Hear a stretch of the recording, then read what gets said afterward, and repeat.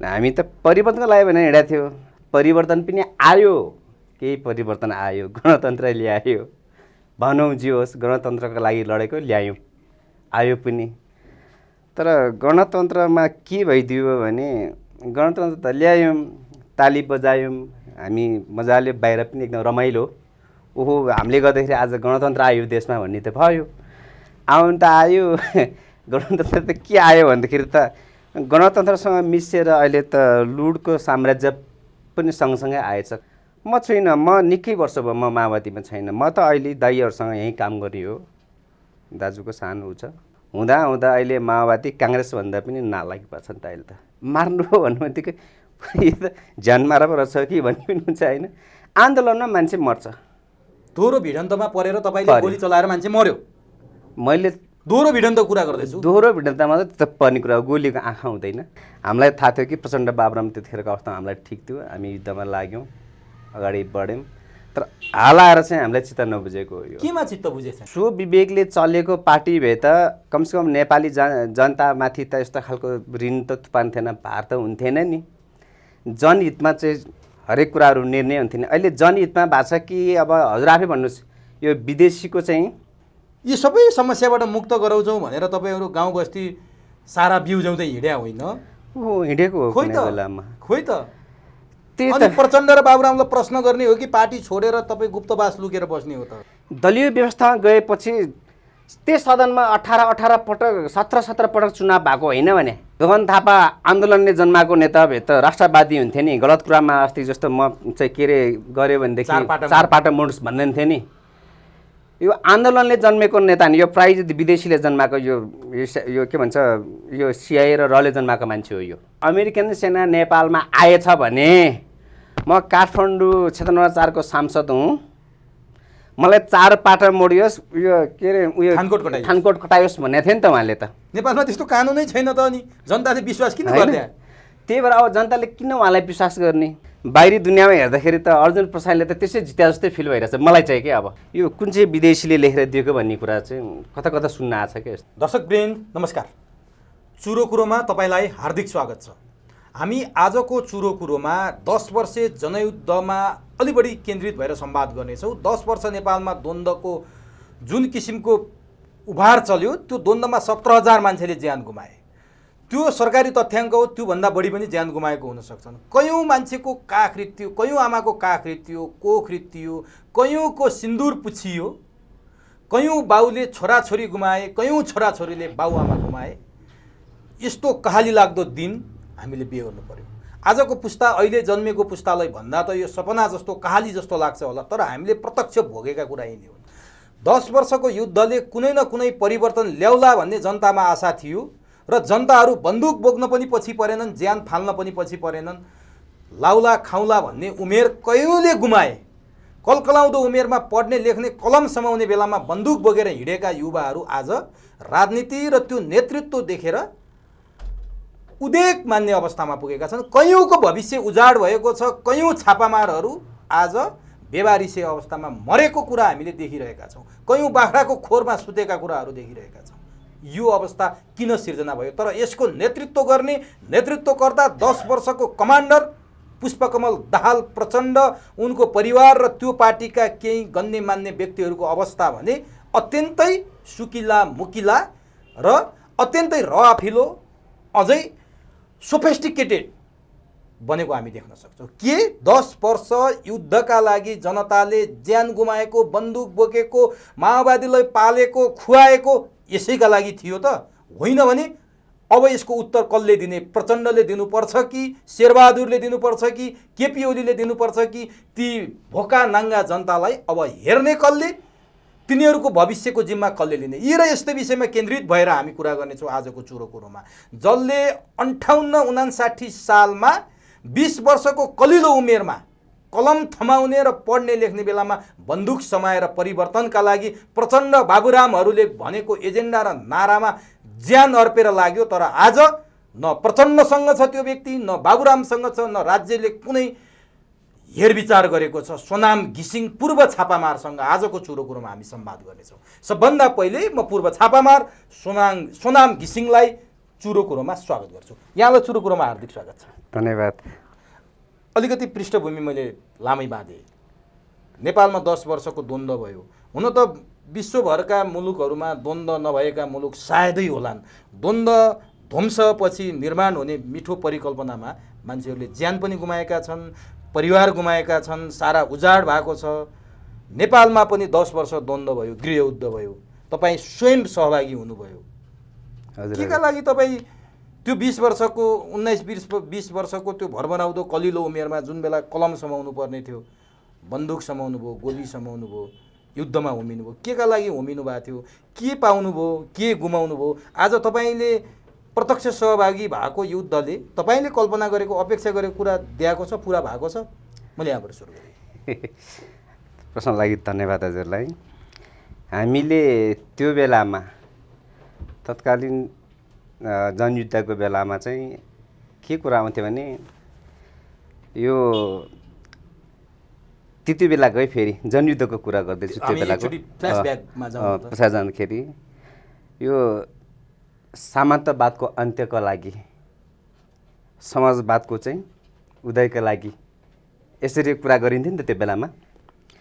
अनि सामन्तवादको अन्त्य कसरी गर्ने र समाजवादको चाहिँ प्रतिष्ठापना कसरी हुन्छ, त्यसकारण यसको लागि तपाईँ हामी जस्तो मान्छे चाहिँ आन्दोलन अघि नबढे कहिले बढ्ने, यही कुराबाट सुरु भएको थियो कि त्यतिखेर। अहिले पनि हाम्रा अग्रज दाइ माइला लामा हुनुहुन्छ, उहाँ मेरो घरमा आउनुहुन्थ्यो, माइला लामा।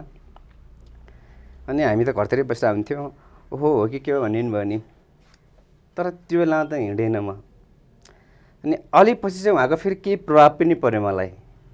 अनि त्यही सिलसिलामा अब माओवादीसँगको भेटघाट तीव्र है जाँदाखेरि अनि हामी त समाज परिवर्तनको लागि भनेर लाग्यो नि, म जस्तो धेरै लागे, धेरै कति बेपत्ता पनि भयो, कति शहीद भए।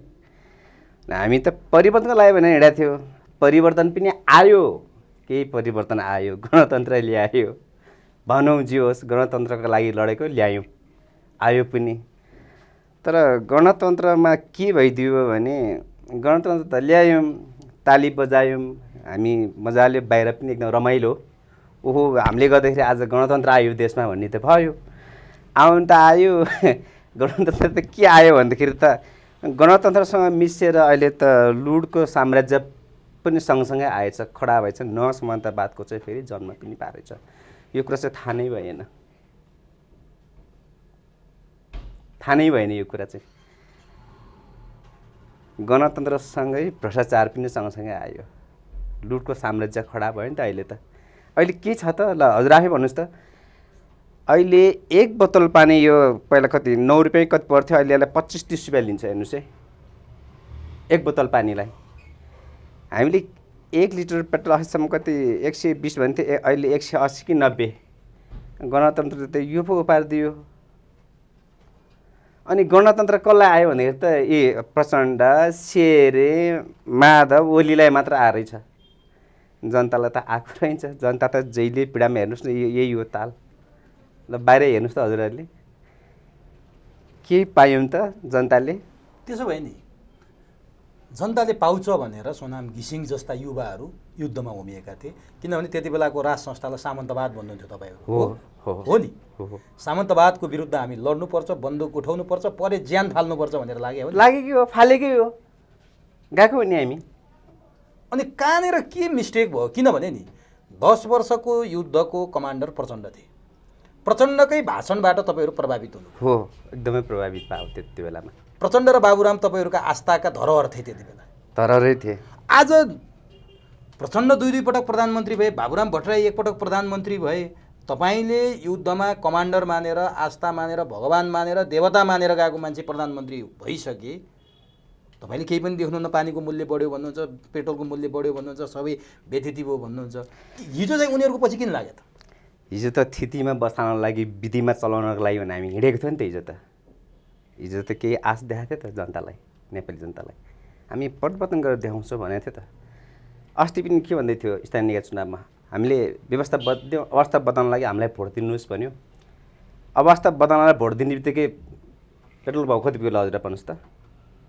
190 कि झन्डै 200 भनौँ न त। 200 नै पुगेन, 98 रुपियाँ पुग्यो, 99 पुग्यो। अवस्था बदल्नलाई व्यवस्था बदल्यो, अवस्था बदल्नलाई भोट दियो, अनि अवस्था बदल्नको लागि अनि महँगी। अब पेट्रोलको भाउ बढ्ने बित्तिकै त सारा चिजको भाउ बढ्दै गयो नि।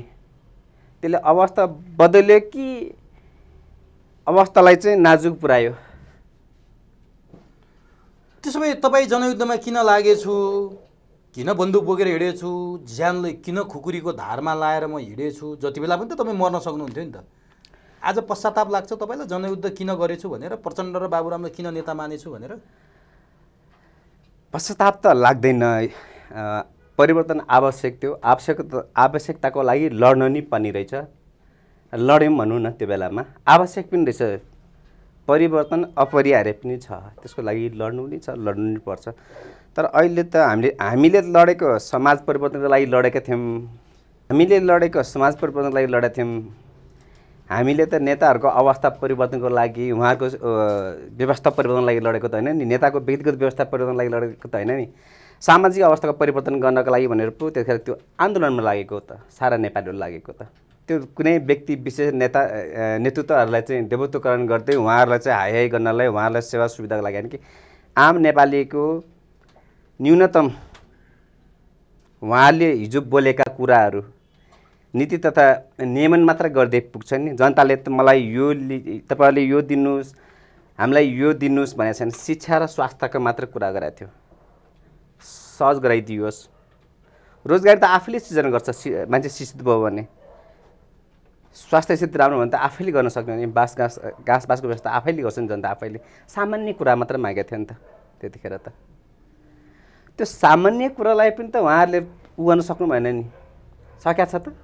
होइन, कहाँनिर गडबड भयो क्या जस्तो हो। जब यिनीहरू अब कहाँनिर भने तपाईँको बाहुलवादलाई माओवादीले स्वीकारेर आयो नि, बहुदलीय व्यवस्थालाई।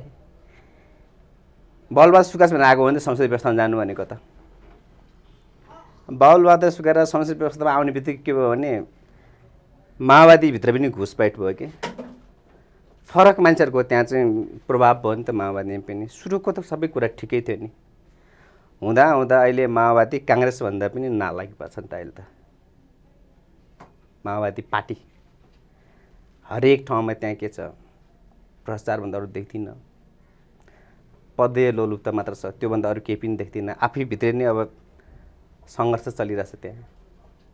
जनताको लागि के गर्छ र तिनले? उनीहरू आफैमा रुममा लिन्छन्। अब व्यापारी उद्योगी व्यवसायहरू उहाँहरूकै हातमा छ।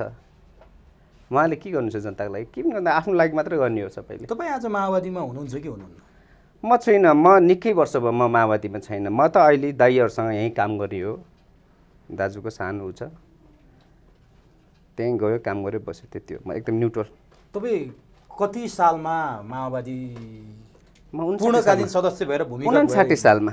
59 सालमा। 59 सालमा भनेपछि 2 वर्ष जति तपाईँ भूमिगत हुनुभयो। 61-62मा त 12 बुधे भइहाल्यो। भयो। तपाईँको कस्तो हुन्छ भने म होल टाइमर भएर लागेको 59 सालदेखि। पार्ट टाइमर हो भनेदेखि त अब कुरै नगरौँ। 59 सालदेखि 61 कन्टिन्यू 59 सालदेखि त। तपाईँ के त्यहाँ छापामार भएर काम गर्नुभयो? हो, छापामारे भएर काम गरेँ त्यतिखेर। लडाइँमा पनि जानुभयो? गएँ। मान्छे मार्नुभयो तपाईँले? मान्छे त मार्नेको त कुरा नगर्नुहोस्। आन्दोलनमा लडाइँमा मान्छे त मरि नै हाल्छ। मार्नु हो भन्नु बित्तिकै यो त ज्यान मारा पो रहेछ कि भन्ने पनि हुन्छ होइन। आन्दोलनमा मान्छे मर्छ। दोहोरो भिडन्तमा परेर तपाईँले गोली चलाएर मान्छे मर्यो? मैले दोहोरो भिडन्त कुरा गर्दैछु। दोहोरो भिडन्तमा त पर्ने कुरा हो। गोलीको आँखा हुँदैन। अनि के का लागि गर्नु भारी छ त? गोलीको आँखा नहुने गोली होइन, हामी त समाज परिवर्तनको लागि, समाजमा रहेको खराब चिजको चाहिँ अन्त्य गर्छु भनेर चाहिँ काँडा हटाउने सिलसिलामा गएको हो नि त हामी त।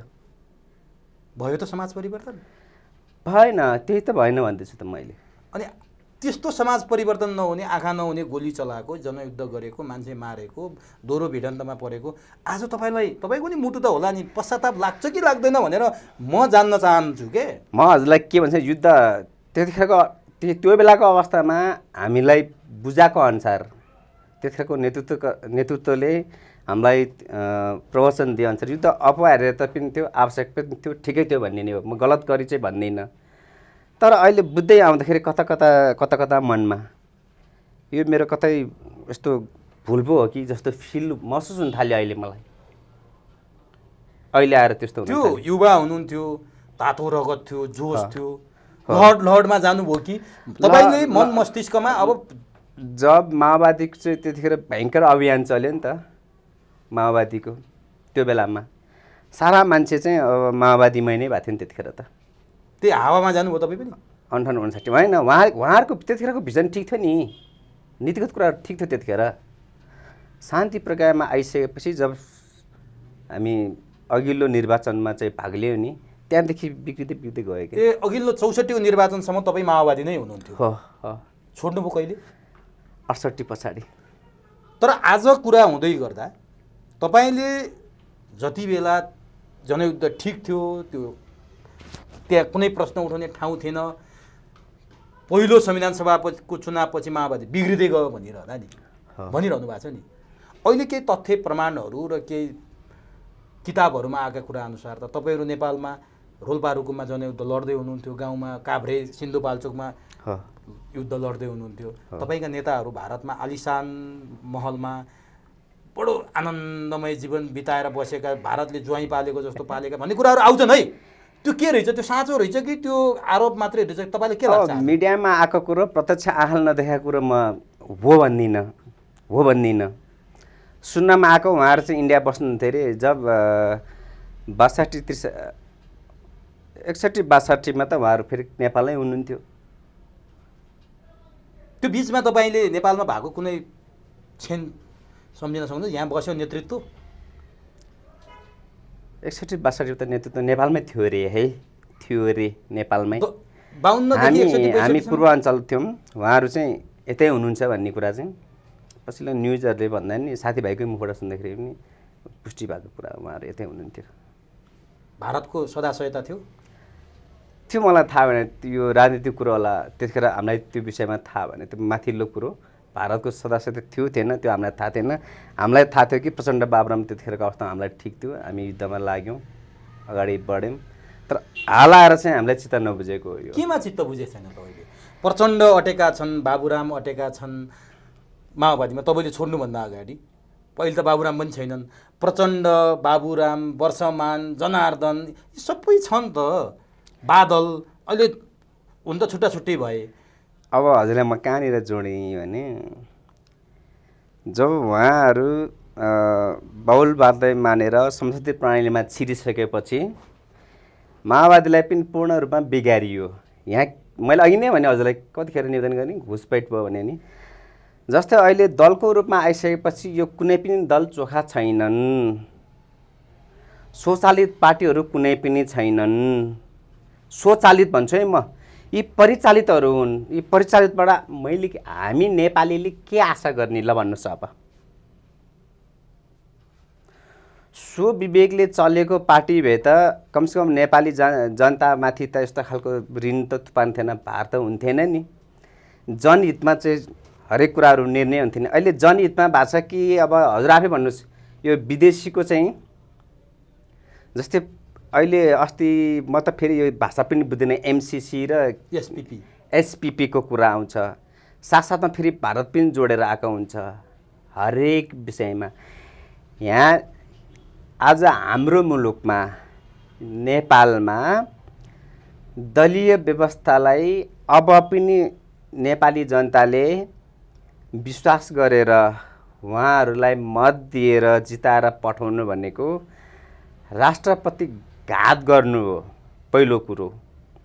दोस्रो कुरो, हामीले ताली बजाएर त्यो अस्ति एमसिसी पास गरे जस्तै तिमीहरूले जे गर्न सक्छ गर, हामीले तिमीलाई भोट दिएर चुनेर पठायौँ अब भनेर त्यो अनुमोदन गरेर पठा जस्तो के। दलीय व्यवस्थामा दललाई भोट दिँदाखेरि देशै बेचिँदो रहेछ, देशै लुट्ने रहेछ। अनि यिनीहरूलाई कसरी भोट दिने ल भन्नुहोस्। अब तपाईँको कलकारखाना उद्योग धन्दा 69 सालमा 7औं अधिवेशन भएको थियो माओवादीको हेटौँडामा। त्यो बेलामा नै कपडा उद्योग चलाउनु भनेको थियो त्यो हेटौँडाको। आजसम्म पनि त्यो जस्ताका त्यस्तै। अघिल्लो स्थानीय निकायको निर्वाचनमा हिस्लादीसँग एकचोटि भेट भएको थियो राष्ट्रिय सहकारीमा। दिदी खोइ त तपाईँले त्यतिखेर यो चाहिँ चलाउनुपर्छ भन्नुभएको थियो त्यत्रो मासमा।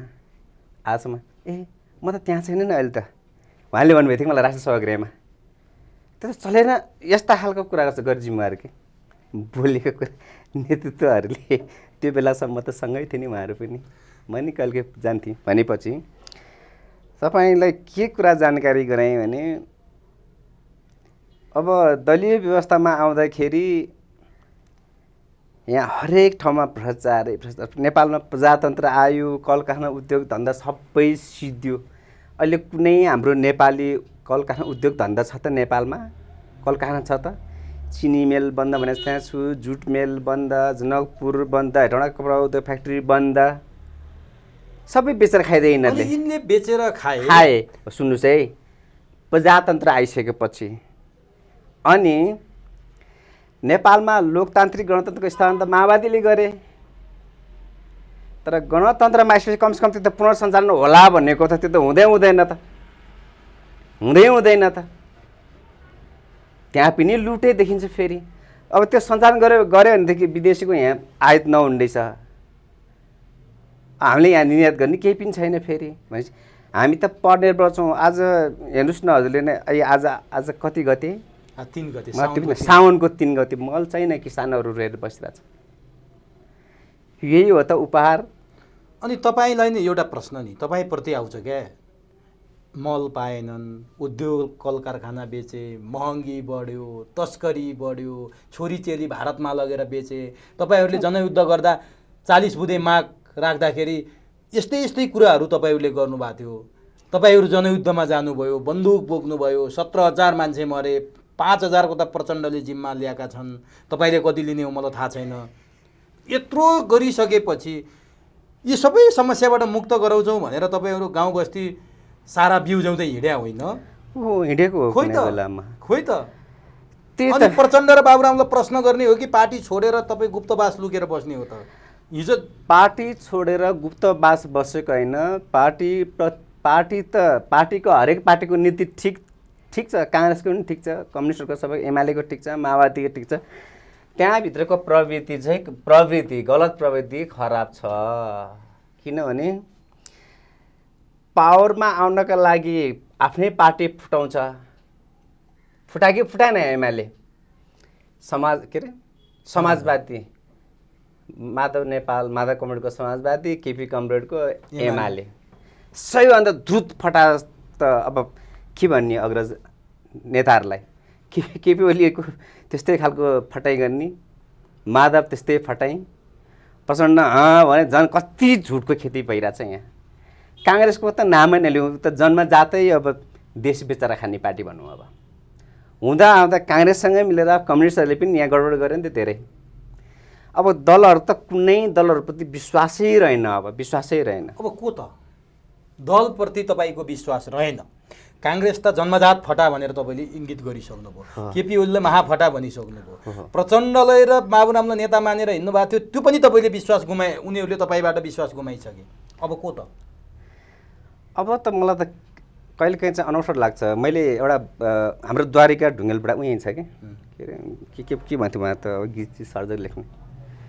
कहिलेकाहीँ कता जङ्गीले जे गरे ठिक गरे भन्ने कुरा सुन्थ्यो कि हामीलाई त अब दलीय प्रथाबाट त मुक्त हुनुपर्छ पहिला पाटदरी प्रथाको जसरी अन्त गरेर जङ्गबहादुरले शासन गरे नि भलै उहाँले पढ्न दिएन लेख्न दिएन तर देश त मासेन नि उहाँले मास्या थियो र कैलाली कञ्चनपुर बाँके बट्टा फिर्ता ल्याउनु भयो जङ्गबहादुरले हामीलाई त्यस्तै किसिमको डिक्टेटरसिप त नभनौँ तर जनताले अब त्यो किसिमको मान्छे त्यो बेलाको जङ्गबहादुर अलिकति मूर्ख थियो होला तर शासन पद्धति त ठिक थियो भाइ बारदारमा अलिकति नमिला हुनाले राणाहरू तानासा भए फरक त्यति हो तर कहीँ न कहीँ अहिले त जङ्गबहादुर पो ठिक हो कि जस्तो लागिरहेछ के जङ्गबहादुर अब त जङ्गबहादुर पाउन्नौ नि हामी होइन त्यो बेलाको जङ्गबहादुर मूर्ख थिए अब हामीलाई बौद्धिक किसिमका जङ्गबहादुर चाहियो को त्यो राज संस्थामा सम्भव छ राजा ज्ञानेन्द्रलाई तपाईँ त्यो देख्न सक्नुहुन्छ सम्भावना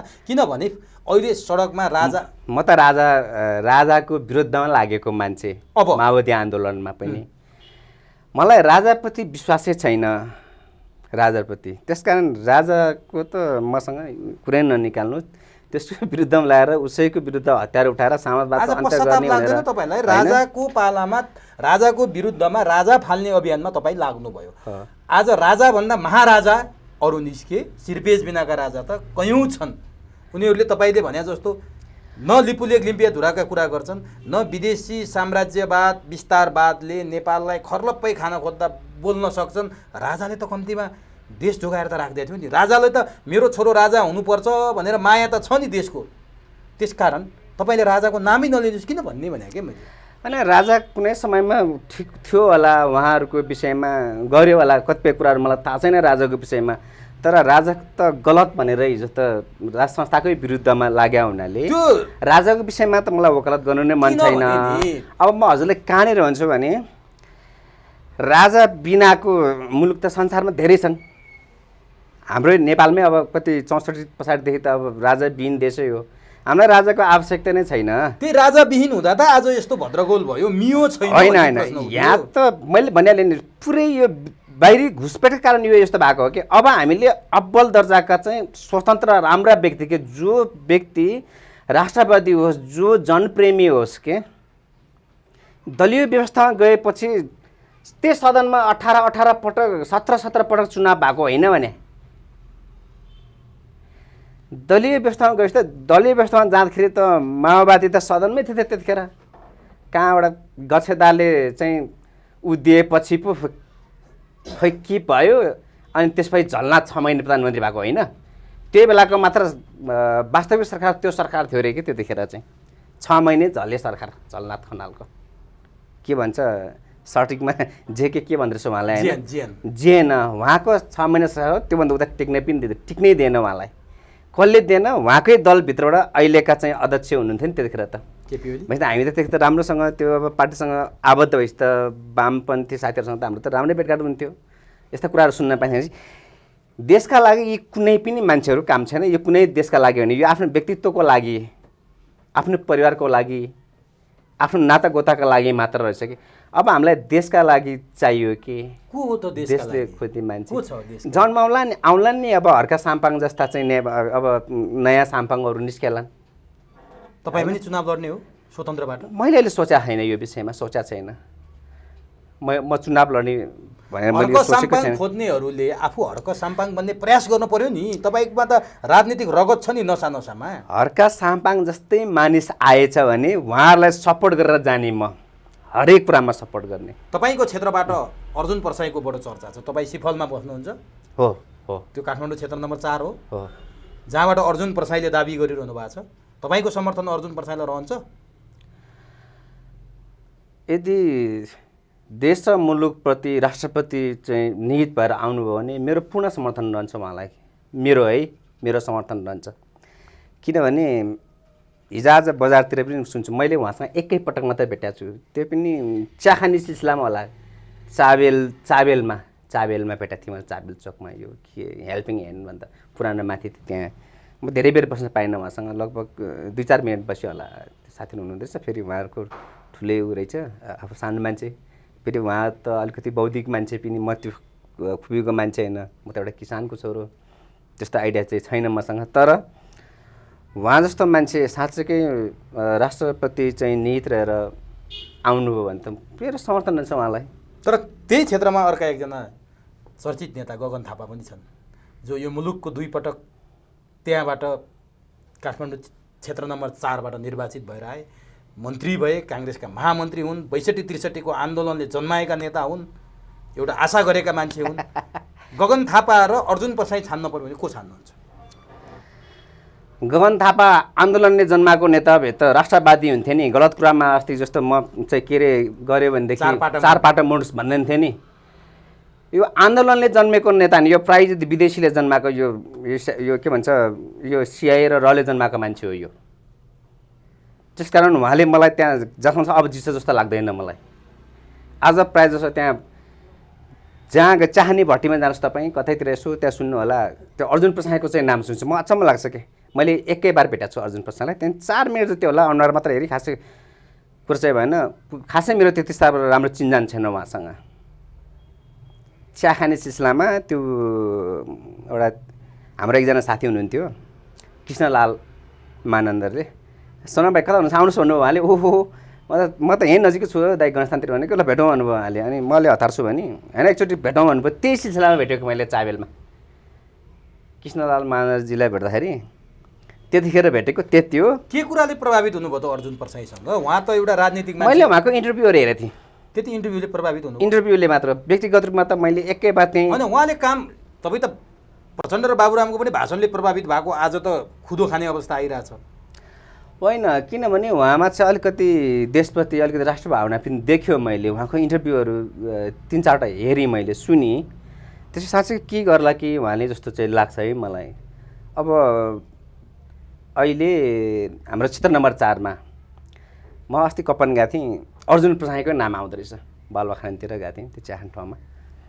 अनि यो अर्जुन प्रसाई भने त मैले एकैबार भेटेँ, म त सुने मात्रै पछि मैले त कुरा त गरिनँ, चिया खाएँ हिँडेँ।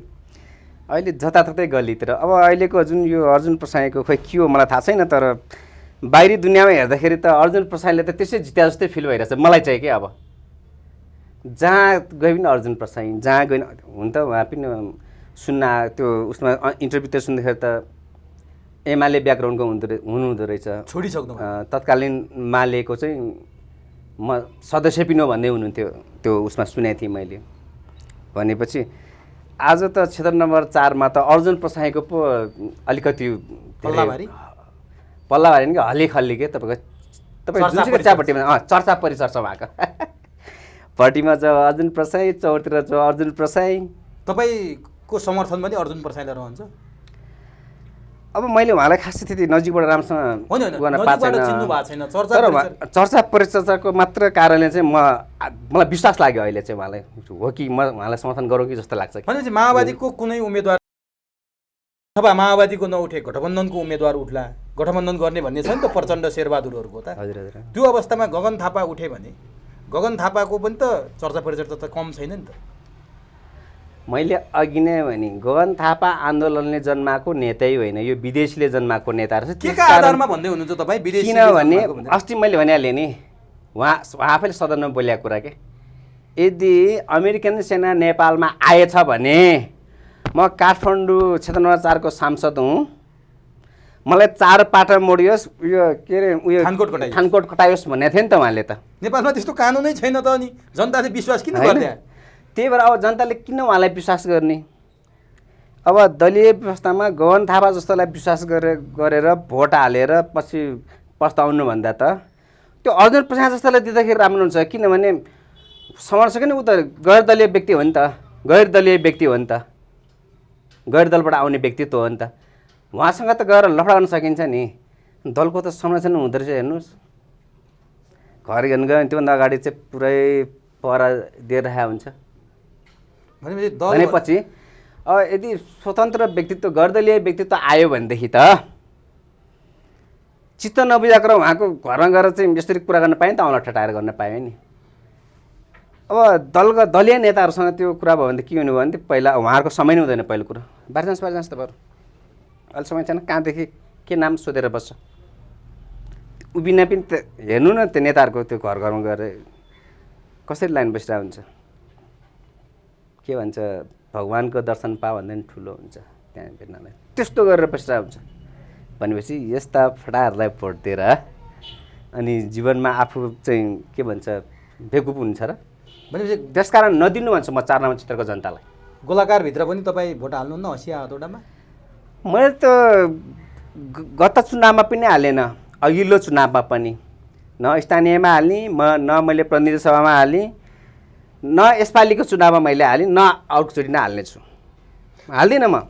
तपाईँ त पुष्पकमल दाहाल प्रचण्डको कुनै बेला उहाँकै बडीगार्ड पनि भएर हिँडेको भन्ने चर्चा सुन्छौँ है हामी। के कति हो चर्चा त मान्छेले गर्ने नै भए, बडीगार्डै चाहिँ नभनौँ म होइन, कुनै बेला पर्यो होला त्यो टिममा। तर यो कस्तो भने कुनै नेताको बडीगार्ड हुँदैमा त्यहाँ यहाँ केही पनि हुने पनि होइन। त्यतिखेर नेतृत्वलाई जोगाउन पर्ने भन्थ्यो, नेतृत्व जोगाउन जो पनि अगाडि लाग्थे, बढ्थे, सेक्रेटरी टिमहरू जान्थे त्यहाँ होइन। अहिले आएर चाहिँ मलाई के फिल हुन्छ भने अलिकति कहिलेकाहीँ त नाम लिँदाखेरि अलिकति म सर्वण पनि हुन्छ। बाहिर त कारण माओवादी चोर आयो ल कस्तो अप्ठ्यारो कि एउटा सानो लडा परेको थियो गाउँमा एकचोटि भनौँ कि नभनौँ भन्नु। होइन हामीले त त्यहाँ त न्यायको निम्ति लडाएको थियो त्यतिखेर हिँडेका थियौँ तर केही त्यस्तै खालका मानिसहरू थियो जो काङ्ग्रेस निकटै थिए अब आफू त माओवादी निकटकै मान्छे त्यो बेलामा माओवादी चोर आयो यस्तोसम्म भने क्या त्यस्तो भन्दो रहेछ अनि हामी त समाज परिवर्तनको लागि हिँडेका मान्छे आज गाउँमा त्यस्तो भन्दाखेरि त मन त चिसोको हुन्छ नि हामी त कसैको चोर्न लड्न त हिँडेको थिएन नि त्यतिखेर त परिवर्तनको लागि हिँडेको थियो हामी त सुशासनको लागि हिँडेको थियो सुशासनका लागि परिवर्तनका लागि नीति तथा नियमनका लागि हिँडेको थियो कुशासनको लागि त होइन नि तर अहिले त कुशासन छ त प्रचण्डको बडीगार्ड हो भन्दा पनि लाज लाग्छ आज होइन म बडीगार्ड होइन तर अनि जे होस् प्रचण्डको सुरक्षाको टिममा बसेको थिएँ भन्दा पनि तपाईँलाई लाज लाग्छ होइन अब कस्तो हुन्छ नि यो समय र परिस्थितिको कारणले भलै त्यस्तो चाहिँ नभनौँ तर समाजमा मान्छेले त्यस्तो खालको कुरा गर्यो नि त आज त माओवादी पार्टी भन्दा पनि लाज लाग्छ भन्नुभयो त तपाईँले त होइन उहाँले जुन गरेको कुरा त हिजो जनतामा बोलेको कुरा त पुरा नभएपछि त त्यो त भन्ने नै भयो नि मैले मात्र होइन आज त्यहीँभित्र भएको मान्छे साथीहरूले भन्नुहुन्छ आज तपाईँलाई चित्त दुखेको माओवादी पार्टी चाहिँ गणतन्त्रमा जानु पर्थ्यो जनवादी गणतन्त्रमा माओवादी बहुलवादमा गयो भन्ने नै तपाईँलाई चित्त दुख्या हो जनवादी त अब के भन्ने अब हामी सुरुमा नौलो जनवाद हुँदै समाजवाद साम्यवादको सपना देखाएर हिँडेको मान्छे नि त परिवर्तन लागि आज कहाँ गयो त्यो समाजवाद कहाँ गयो नौलो जनवाद कहाँ गयो समाजवाद त्यसकारण चाहिँ अहिले सबै भ्रम जस्तो लाग्यो अहिले भ्रम जस्तो मात्र कसको लागि भारी छ जनयुद्ध जनयुद्ध त यी अब प्रचण्ड शेरे यी ओलीहरू जस्ताको लागि सबभन्दा घोर विरोधी ओलीसँगै अङ्गाल मार्न गएको छ कुनै बेला अब भागवण्ड मिलेन फेरि टुट्या छ जोसँग सिद्धान्तै मिल्दैन त्योसँग आज चाहिँ गठबन्धन छ तपाईँहरूले अनि कहाँनिर देशको लागि रहेछ कहाँनिर जनताको लागि रहेछ त आफ्नो लागि त जोसँग नि मिल्दैछ भोलि दरबारसँग राजा आऊ तिम्रोमा मिलेर शासन चलाऊ भन्न पनि बेर छैन यिनीहरू तर हामी पब्लिक हामी अब त्यो बेलाको सोच्नु त अहिले त हामी त विरोधी नै भयौँ अहिले हामी राजा आऊ म तिमीसँग गठबन्धन गरेर अगाडि बढ्छु भने हामी जनता त भन्न सकिँदैन नि तर प्रचण्ड तर उहाँले चाहे उहाँहरूलाई पावरमा बस्न लागि पावरमा आफ्नो सेफ्टीको लागि उहाँहरूले भोलि त्यो भन्न नि बेर छैन प्रचण्डकै कुरा गर्ने हो भने उहाँले कहिलेकाहीँ अन्तर्वार्तामा भन्नुहुन्छ हामी देख्छौँ पनि छोरो गुमाउनु भयो छोरी गुमाउनु भयो श्रीमतीको हालत त्यो छ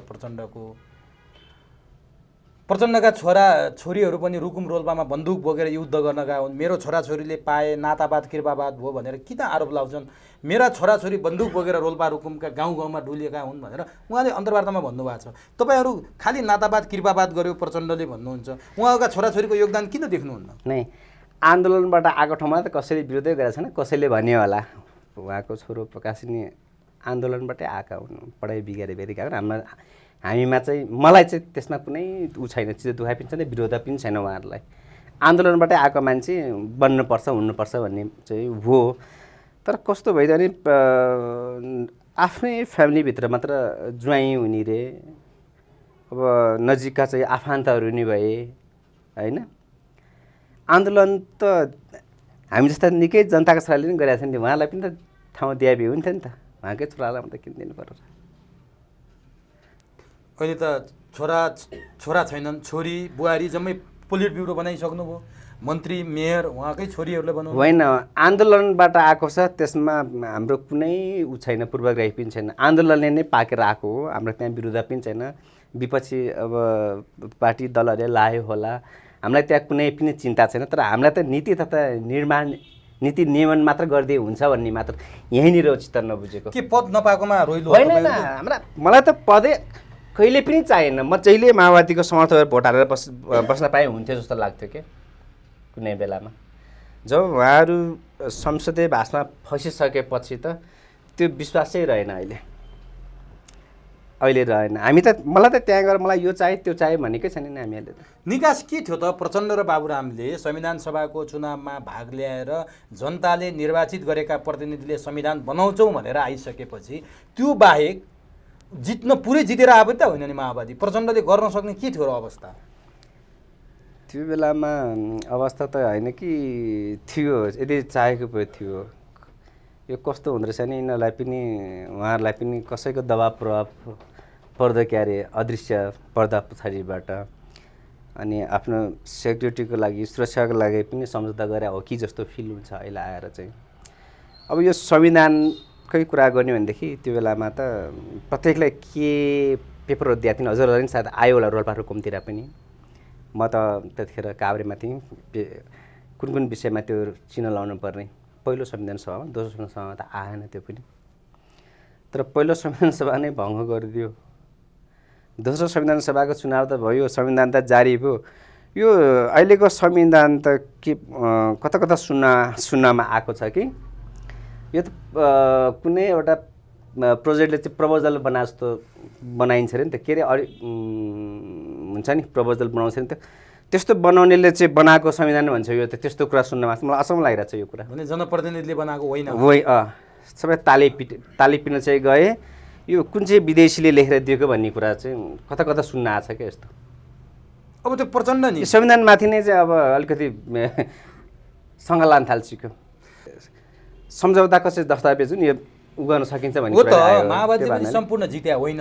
तपाईँहरू त्यति बेला काङ्ग्रेस एमालेलाई संसदवादी दल भन्नुहुन्थ्यो, अहिले त माओवादी नै संसदवादी दल भइसक्यो। काङ्ग्रेस माओवादीले नि सम्पूर्ण जित्या होइन। यो त सहमतिको दस्तावेज त हो नि, नेतृत्वको अप्ठ्यारोलाई तपाईँहरूले बुझिदिनु पर्दैन? सहमतिको दस्तावेज त 7 दल बसेर बगैँचा ल्याए हुन्थ्यो नि, किन विदेशीलाई ठेक्का दियो? यो त ठेक्का त्यस्तो कुरा सुन्न आएको छ, यो संविधानै सुन्न आएको छ भनेर त भएन नि। अरूले के सुनाइदिन्छ? होइन। अनि तपाईँको त्यो पार्लियामेन्टमा हेर्नुहोस् त, कुनै सांसदले संविधानको विषयमा त्यहाँ राम्रो बहस भएको थियो, धारा उपधारा विषयमा त्यो भीमराव एउटा मात्र बोलेको छ।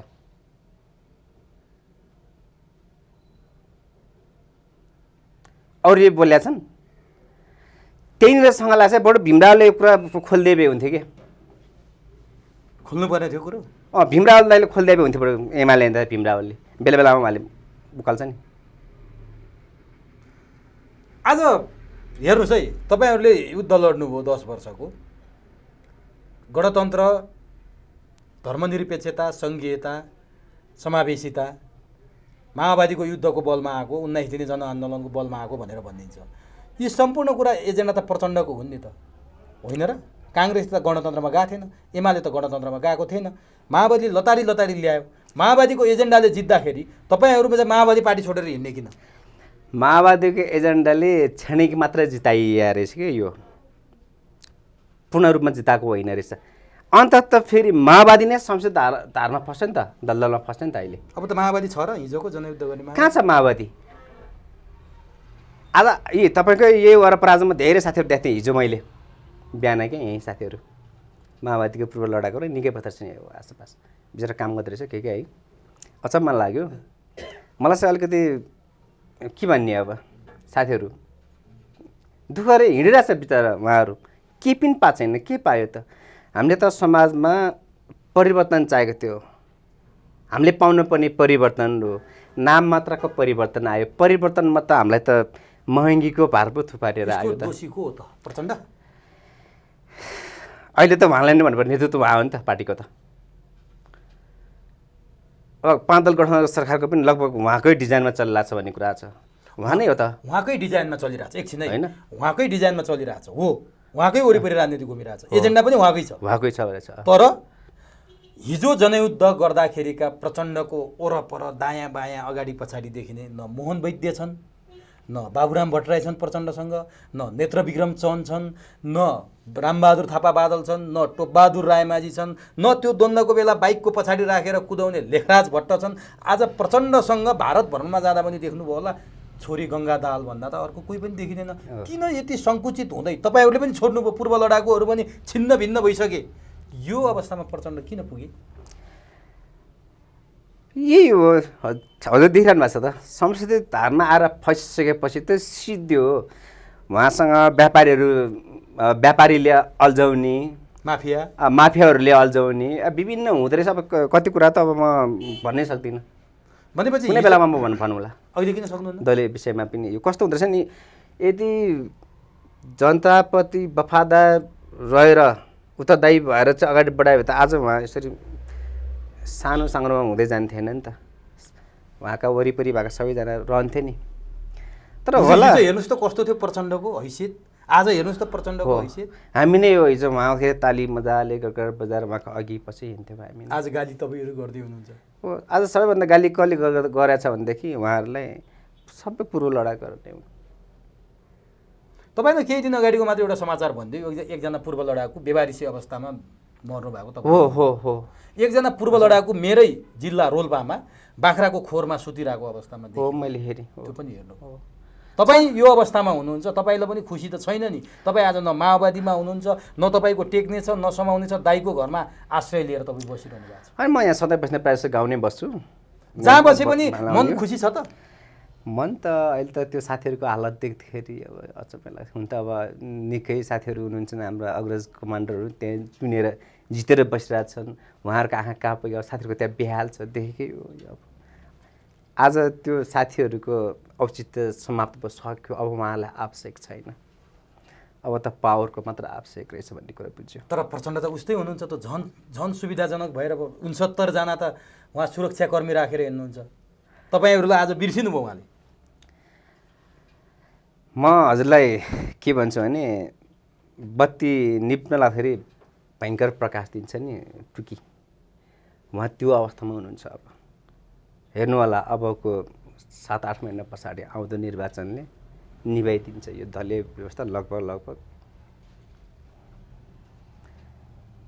आज देशभर त्यस्तो किसिमको प्रभाव परेछ। तर भारत भ्रमणमा गएर काङ्ग्रेससँगको प्रधानमन्त्री आलो पालो बाँड्ने, आरजु र प्रचण्ड आलो पालो प्रधानमन्त्री हुने सहमति गराएर बडो उपलब्धिमूलक भ्रमण गरेर आउनुभयो प्रचण्ड। सुन्नु भएको छैन? मलाई कुनै टेन्सन छैन मोदीसँग नभेट्नु। मैले सञ्जालमा हेरेको थिएँ, मैले त्यो कपी गरिरहेको छु मैले। फेरि प्रधानमन्त्री बन्दै हुनुहुन्छ प्रचण्ड। तपाईँहरूको आशा केही छन् प्रचण्डसँग? अब हामीलाई त आशा भरोसा भन्ने कोहीसँग छैन पनि, हामी आशा गर्दैनौँ पनि। अब देशले यस्तो मान्छेको खोजी गर्नुपर्छ कि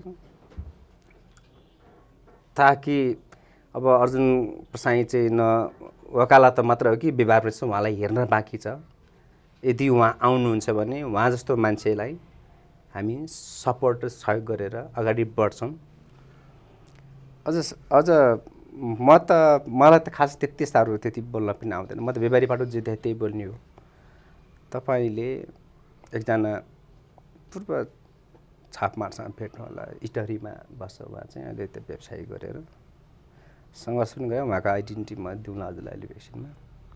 राजु ढुङ्गाना प्रणिल भन्ने हुनुहुन्छ, उहाँसँग ल्याउँछ। अझ मसँग भन्दा उहाँसँग धेरै कुरा आउँछ। तर तपाईँहरूलाई नि जस्तो क्यान्टोनमेन्टमा राखियो, तलब पनि दियो, दियो हो नि त सरकारले तलब दियो 3000 र 6500 दियो। ठुलो भ्रष्टाचार भयो भन्छ नि क्यान्टोनमेन्टको, त्यो पनि प्रचण्डमै गएर ठोकिन्छ। फेरि 34 अर्ब क्यान्टोनमेन्टको घोटाला गरे भने अब त्यो बेलामा चाहिँ मलाई त्यो विषयमा थाहा नभएको कुरा म बोल्न सक्दिनँ। मैले मेरो आफ्नो मासिक खर्च चाहिँ मैले बुझेकै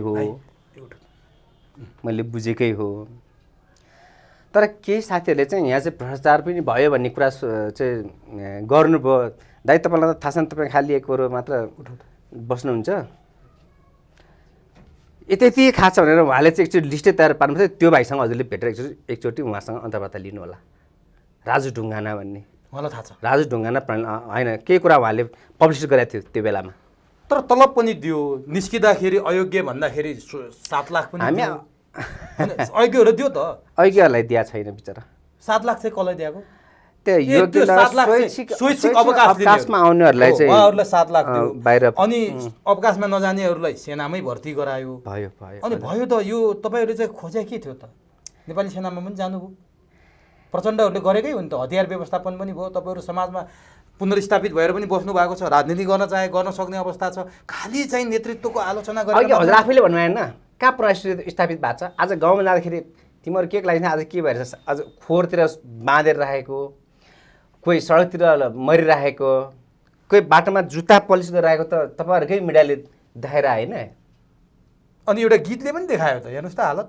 पीर गीतले देखाएन छापामारको पीडा प्रकाश सपुतको? मैले त्यो त हेरेको छैन है, फेरि नहेरेको कुरो। त्यस्तो चलेको गीत हेर्नु भएन?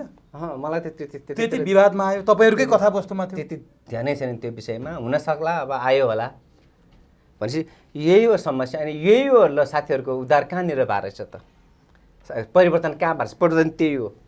अर्जुन प्रसाई आएपछि हुन्छ त यो? अर्जुन प्रसाईले त राष्ट्रिय मुद्दा लिएर आउनु पर्यो नि, जनताको मुद्दा लिएर आउने। गगन थापा म प्रधानमन्त्रीको दौडमा छु भनेर त्यही क्षेत्रबाट छन्। प्रधानमन्त्री हुने मान्छेले जिताउने कि एउटा अर्जुन प्रसाई स्वतन्त्रबाट उठेर आउने मान्छेले जिताउने त तपाईँहरू? प्रधानमन्त्री भए त विकास होला नि त्यहाँ। राष्ट्रियताको सवालमा माटोप्रति देशप्रति सद्भाव भएका मानिस आउनु पर्यो। गगन थापा जस्ता यी धेरै नेताहरू छन् अरूबाट परिचालित, यिनीभन्दा त त्यो धेरै ठिक छ नि, अर्जुन प्रसाई ठिक छ नि त्योभन्दा त। होइन प्रधानमन्त्री हुने मान्छे छान्ने कि एउटा सांसद मात्रै भएर आउने मान्छे छान्ने? म त प्रधानमन्त्री बन्दैछु भन्नुभएको छ। कहाँ नाम मात्र प्रधानमन्त्री हो, पहिला एकचोटि प्रचण्डको भित्र राष्ट्रपति भने जस्तो लागि मात्र प्रधानमन्त्री हो। पार्टी कार्यालयमा पनि उसको नाम चाहिँ प्रधानमन्त्रीको रूपमा स्वीकार्दैन, काङ्ग्रेस पार्टीभित्र नै। किन यति बढी खनिनु भएको गगन थापाप्रति? म उहाँप्रति खनिएको होइन, उहाँको जुन एक्टिभिटी मुभमेन्टहरू हेर्नुहोस् न, पार्लियामेन्टमा बोलेका कुराहरू। म अन्तिममा छु, काठमाडौँ क्षेत्र नम्बर 4 मै केन्द्रित भएर कुरा गरिरहेको थियो। अन्तिमको कुरा, गगन थापा चाहिँ प्रधानमन्त्री बन्ने लाइनमा, अब घर कहिले बनाउन्न भनेर तपाईँ भनिरहनु भएको छ, घरको मात्रै हो भनिरहनु भएको छ। उहाँ प्रधानमन्त्री बन्ने लाइनमा राष्ट्रिय स्तरको नेता, नेपाली काङ्ग्रेसको महामन्त्री, मन्त्री भइसकेको, विद्यार्थी आन्दोलनबाट आएको, ती कुरा तपाईँ मानिरहनु भएको छैन। त्यो ठाउँमा गगन थापा पठाउँदा क्षेत्र नम्बर 4 को विकास होला कि एकजना स्वतन्त्र व्यक्तिको हैसियतले अर्जुन प्रसाई पठाएर तपाईँहरूले विकास पाउनु होला क्षेत्र नम्बर 4 मा? जनताले सोध्ने बेला भएन? जनताले धेरै सोचिसके। दलीय प्रतिस्पर्धामा जहिले पनि लुट भन्दा छँदै छैन।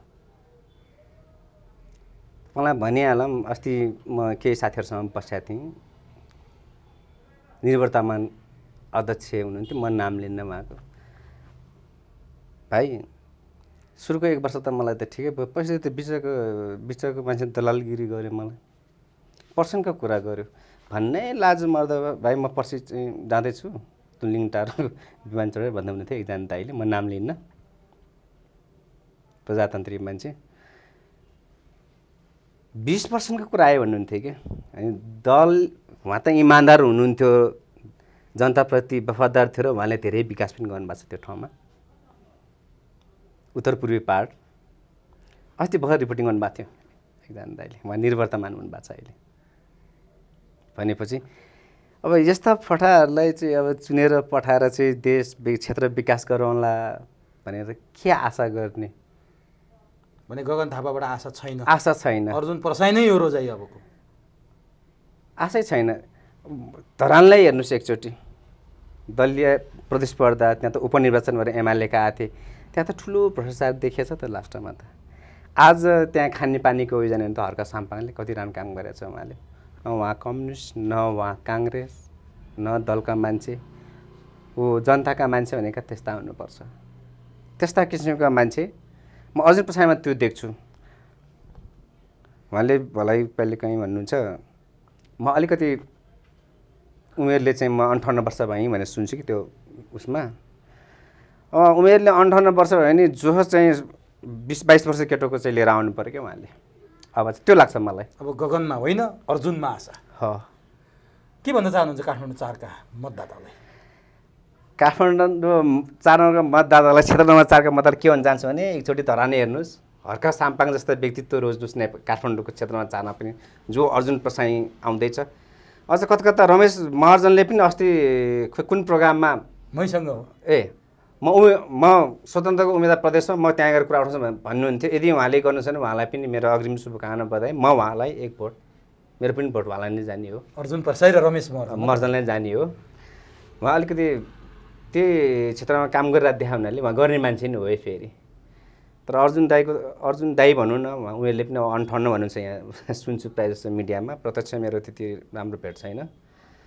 तर यदि उहाँले नै गर्नुहुन्छ भने मेरो उहाँलाई पनि सपोर्ट छ। तर रमेश महर्जनमा चाहिँ मैले त्यो व्यवहारिक पाटो देखाएको छु त्यहाँ, किनभने तल्लो-माथि हो उहाँको र मेरो चाहिँ लगभग 5-7 मिनटको फरक हो।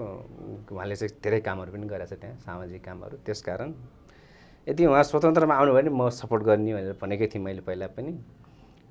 अनि अहिले त झन् आइहाल्नु भयो, मेरो स्वतः समर्थन रहन्छ उहाँलाई। हस्, समय दिनुभयो, अत्यन्त महत्त्वपूर्ण भनाइ राखिदिनु भयो, यहाँसम्म आइदिनु भयो, यसका लागि हार्दिक धन्यवाद। मलाई पनि आफ्नो अब केही कुरा राख्ने मौका दिनुकोमा हजुरलाई धेरै धेरै धन्यवाद।